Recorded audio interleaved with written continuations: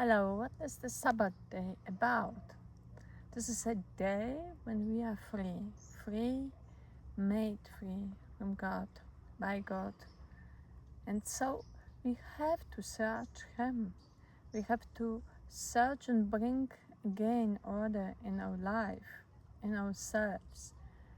We have this time to get the insight in us ourselves. This is not the time that we have to dedicate to spy on other people and to find out what they are doing incorrect.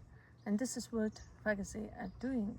Maybe they are surpassing the law, because on the Sabbath day they had not to go too much outside of the house and to look after camps.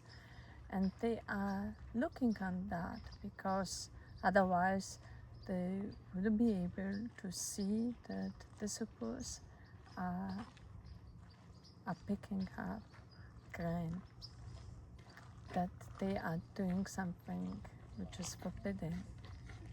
Therefore, I think that this gospel is calling us to more to focus on the Sabbath day, on that what we have to do, what we think that we have to be in the presence of God. And the disciples are searching His presence. They are with Jesus and they doing something which Jesus is commanding them.